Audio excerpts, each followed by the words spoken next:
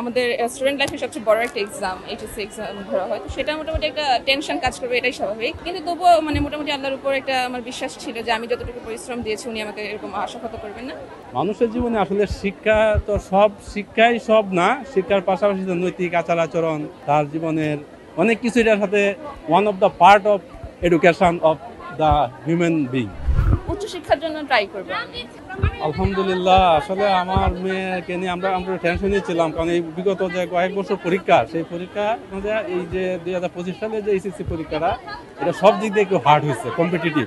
প্রত্যেকটা প্রশ্ন আপনার কম্পিটিটিভ ছিল, যার ধরুন আমরা আমাদের গার্ডিয়ান পক্ষ থেকে সব গার্ডিয়ানই মনে হয় একটু টেনশনে ছিল। যাই হোক, এই টেনশনের মাঝে মোটামুটি রেজাল্ট, সেই রেজাল্টে আমরা মোটামুটি আলহামদুলিল্লাহ, আমার মেয়ে গোল্ডেন জিবিএ 5 পেয়েছে।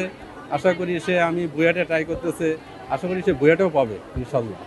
মেয়ের রেজাল্টের উপরে ভরসা কেমন ছিল?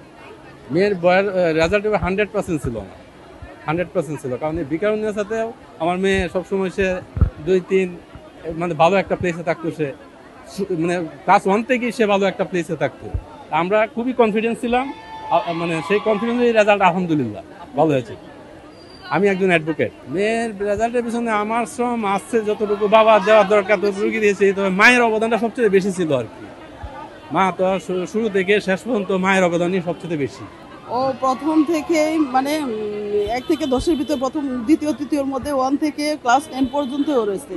টেস্টে, টেস্টে ও ভালো রেজাল্ট করছে। আমরা সবাই আশাবাদী ছিলাম ও একটা ভালো রেজাল্ট করবে, ভালো জায়গায় যাবে। যখন পেয়েছেন সর্বপ্রথম আপনি কাকে জানিয়েছেন এবং তাকেই কেমন জানালেন? আমার বাবা মার সঙ্গেই ছিল, তো আমি সর্বপ্রথম আমার বাবা মাকে জানিয়েছি, আমার দাদু ছিল, আমার দাদুকেও জানিয়েছি, তারপর ধাপে ধাপে আমাদের আত্মীয় স্বজনদেরকে জানিয়েছি। তো তারা খুব খুশি হয়েছেন। এখন সামনে আমাদের সবচেয়ে ভর্তি যুদ্ধ, ভর্তি অ্যাডমিশন টেস্ট। তো এটা সবাই দোয়া করেছে যেন এইটা তো আমি একটা ভালো একটা রেজাল্ট করতে পারি। আমাদের স্টুডেন্ট লাইফে সবচেয়ে বড় একটা এক্সাম এইচএসসি এক্সাম ধরা হয়, তো সেটা মোটামুটি একটা টেনশন কাজ করবে, এটাই স্বাভাবিক। কিন্তু তবুও মোটামুটি আল্লাহর উপর একটা আমার বিশ্বাস ছিল যে আমি যতটুকু পরিশ্রম দিয়েছি উনি আমাকে এরকম আশাহত করবেন না। সো যতটুকু আমি যেটা পেয়েছি আমি হ্যাপি, আমি যতটুকু দিয়েছি সেটা আমি পেয়েছি। সর্বশেষ প্রশ্ন, আপনি যখন মেয়ের রেজাল্ট জানলেন, যে রেজাল্ট জানার পরে আপনি সর্বপ্রথম মেয়েকে কি বলেছেন? কংগ্রাচুলেট করেছি, একটা চুমু দিয়েছি, যেটা প্রাপ্য সেটাই দিতে চেষ্টা করেছি আর কি। আজকে বিশেষভাবে দিনটা কাটাতে চাই। মেয়ে আসছে এখানে, তার বান্ধবীদের একটু আনন্দ উৎসব করবে, রেস্টুরেন্টে যাবে, তারপর বাসায় মোটামুটি আমাদের আত্মীয় স্বজন বেশ আছে, তাদেরকে নিয়ে আমরা একটা ছোট বাসায় একটা ফ্যামিলি অনুষ্ঠান আমরা করবো আজকে, সেই প্ল্যান করে আসছি। মানুষের জীবনে কি শিক্ষাই সব?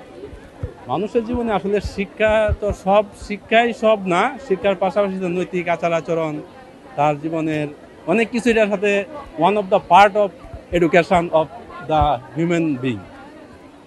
যতগুলা মানুষের জীবনের ধাপ আছে, স্টেপ আছে, তার মধ্যে one of the best step হচ্ছে এডুকেশন। তাদের উদ্দেশ্যেও বলবো, তারা খারাপ করেছে হয়তো, তাদের আশাহত হওয়ার কিছুই নেই। জীবন মাত্র স্ট্রাগলের উপরেই লাইফ। তারা নেক্সট ভালোভাবে স্ট্রাগল করবে, তারা পরবর্তীতে ভালো রেজাল্ট পাবে, তারা আশাহত হওয়ার কিছুই নেই।